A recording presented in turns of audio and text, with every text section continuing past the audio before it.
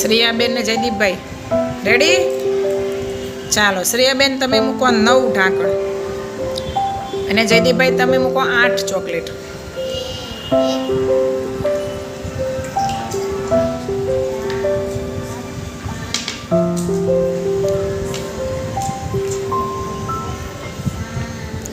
ચાલો એમાંથી 3 ઢાંકણ અનીશભાઈને આપી દો.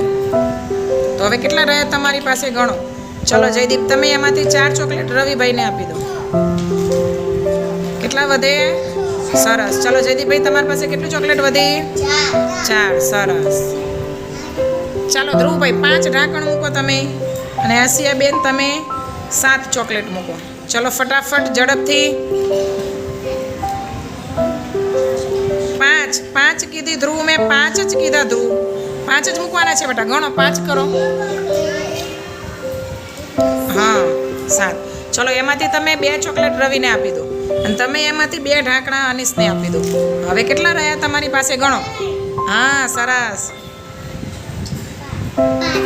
સરસ. જીનલબેન તમે 10 ઢાંકણ મૂકો. ચાલો કાજલ બેન 8 ચોકલેટ મૂકો.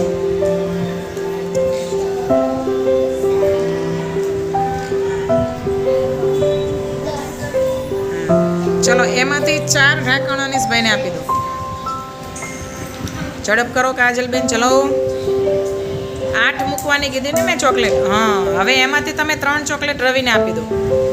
હા ગણો કેટલી બાકી રહી. કઈ કેટલા રહ્યા જીનલ? 6. સરસ. ચલો તમારે કેટલા બાકી રહ્યા ગણો. કેટલી ચોકલેટ બાકી રહી? ગણો ચોકલેટ બાકી. આ રવિને આપી દીધી તમે તો આ વધી કેટલી ગણો જોઈએ.